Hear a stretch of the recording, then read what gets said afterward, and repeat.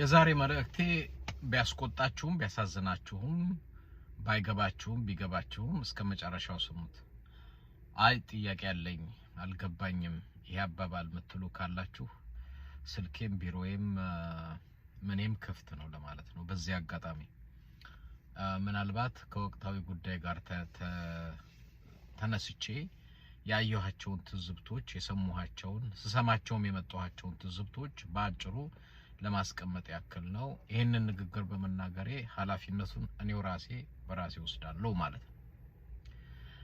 ዛሬ ላወራችሁ የፈለኩት ጉዳይ በዚህ በእስራኤልና በኢራን ጉዳይ ላይ እንግዲህ ሁሉም ሚዲያ ለሚደግፈው አካል እየተንጫጫን እየጮኸ እንዳለ ያለው ሶሻል ሚዲያም ላይ የተለያየ ጽሁፎች ሲጻፋ ያለው እኔ እንኳን የሃይማኖት ቅርጽ ይዞ በሃይማኖት መልክ ለሚጽፉና ለሚናገሩ ሰዎች እነሱን ነው አድሬስ ማድረግ የፈለኩት ለነሱ ነው ይሄ መልእክቴ።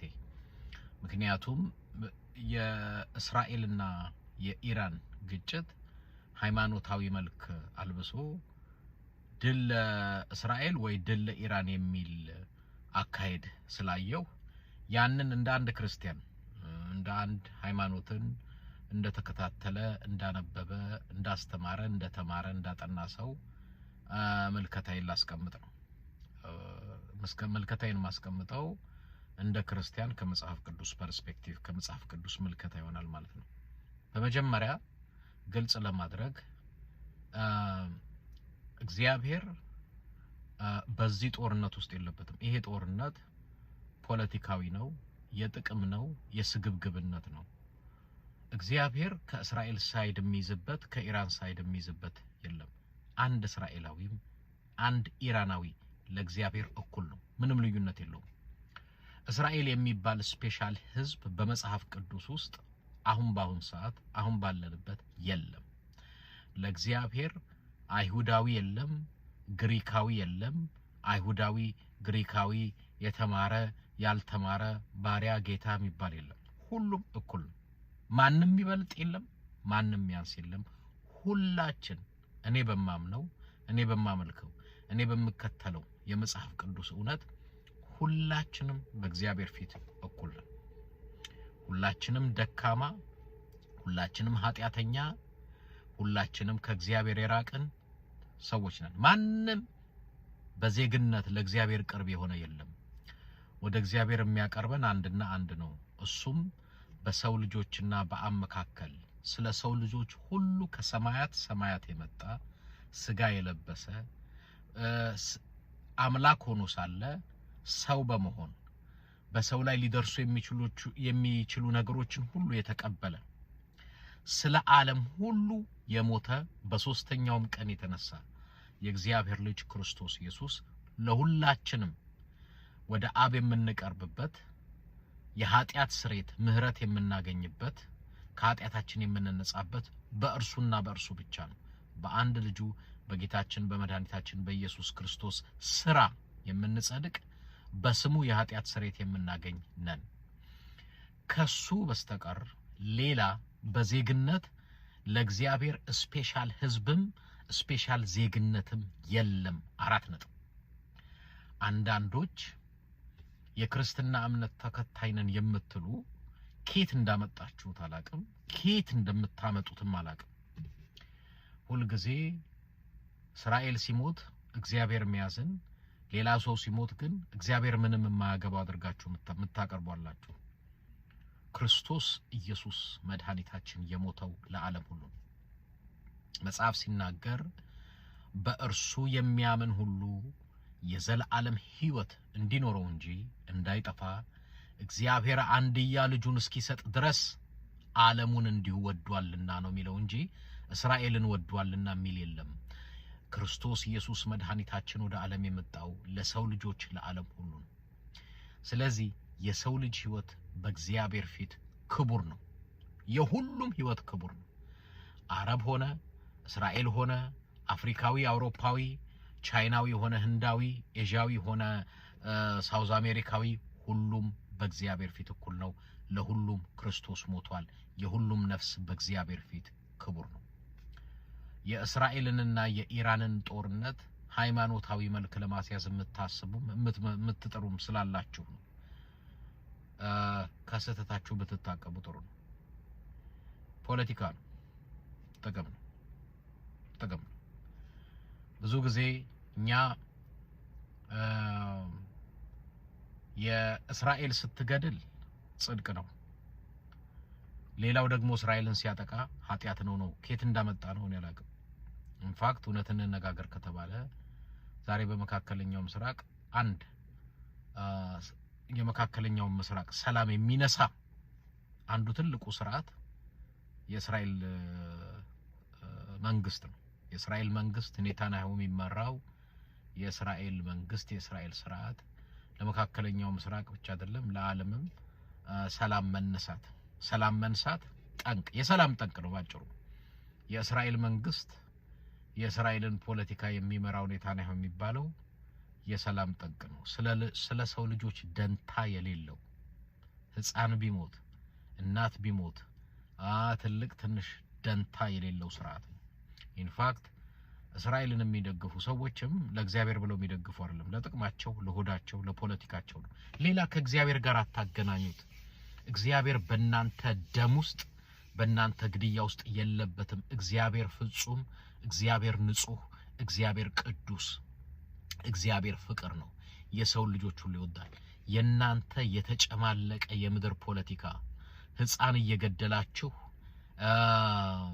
እናት፣ ሴት፣ እርጉዝ ህዝብ እያጠፋችሁ እናንተ የእግዚአብሔር ወገን እናንተ ከእግዚአብሔር ጋር ያላችሁ አድርጎ ይሄንን መሳልና ማቅረብ ራሱ ከእግዚአብሔር ባህሪ ጋር መጣላት የእግዚአብሔርን ስም ደግሞ እንደማሰደብ ይቆጠራል።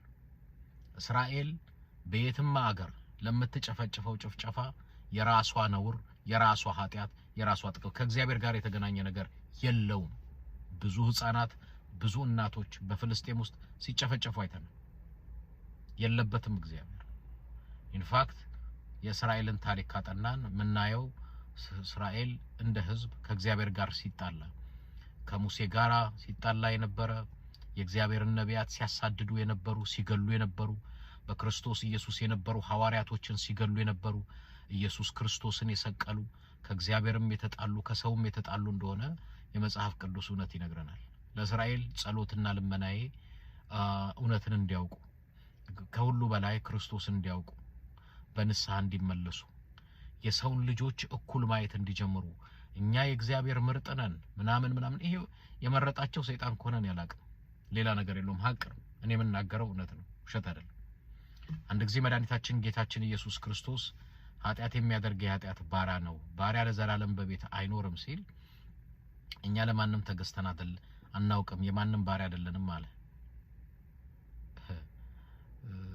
እኛ ከአባታችን ከአብርሃም ነን ሲሉት እናንተ ከአባታችሁ ከአብርሃም አይደላችሁም፣ ከአባታችሁ ከዲያብሎስ ናችሁ፣ የአባታችሁን ስራ ልትሰሩ ትወዳላችሁ።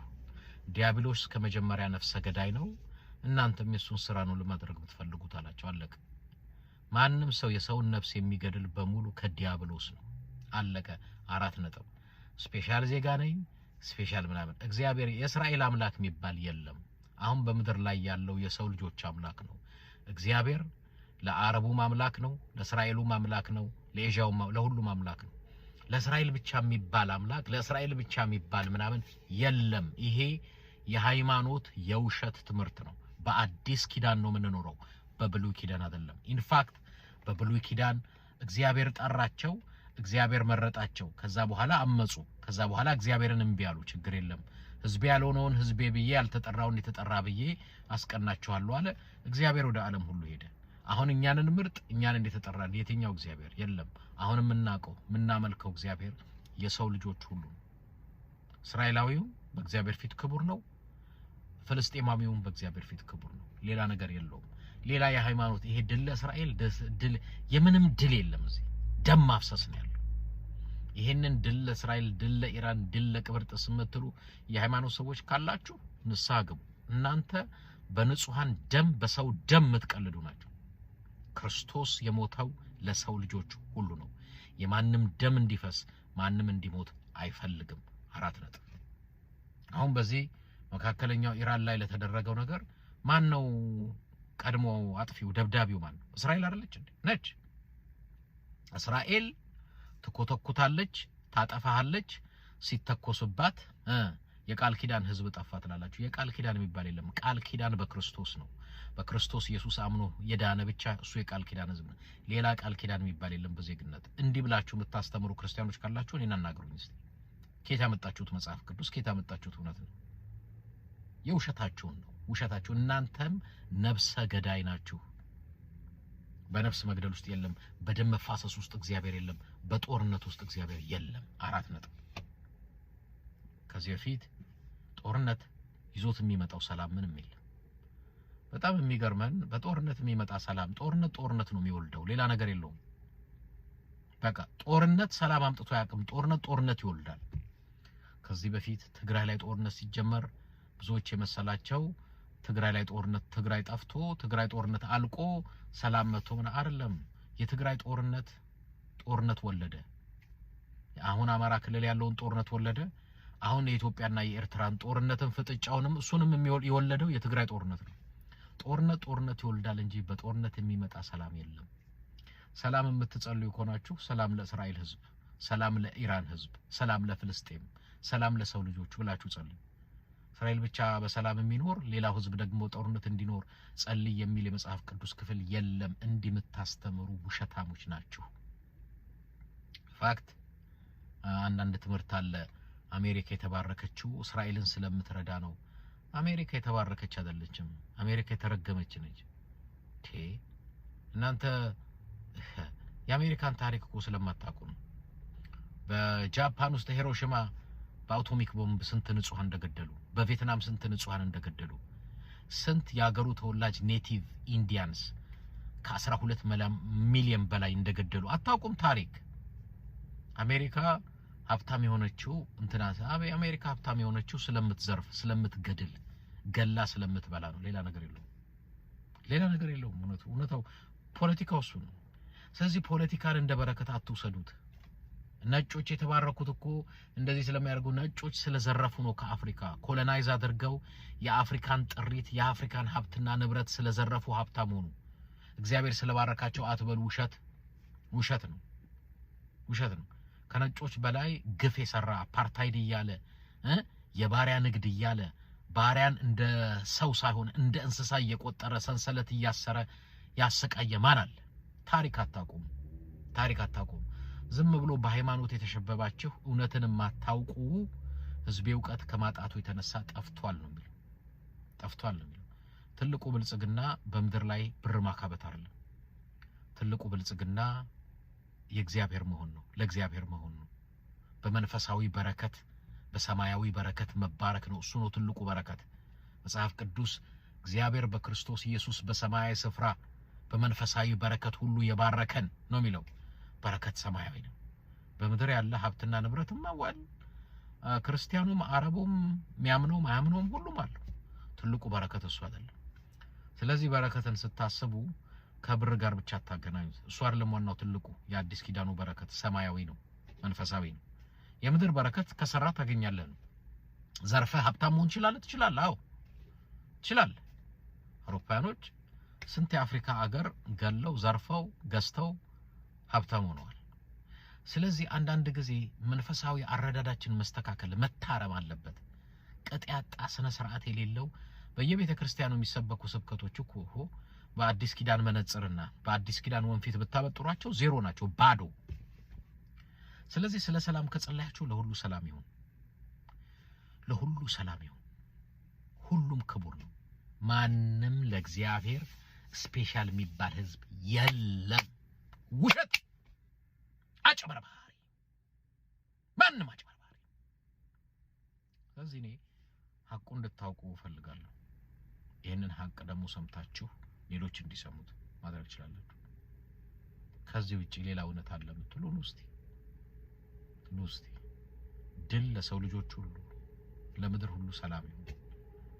ለኢራን ህዝባችን ሰላም ይሁን፣ ለፍልስጤም ህዝባችን ሰላም ይሁን፣ ለእስራኤል ህዝባችን ሰላም ይሁን፣ ለኢትዮጵያ፣ ለአፍሪካ፣ ለአውሮፓ፣ ለሁሉም ህዝባችን ሰላም ይሁን። ተረፈ በሃይማኖት ስም የምታጭበረብሩ ፖለቲከኞች አርፋችሁ ተቀመጡ። አታጭበርብሩ ውሸታሞች። እግዚአብሔር በእናንተ ደም ማፍሰስና ነፍሰ ግድያ የለበትም። ቴንክ ዩ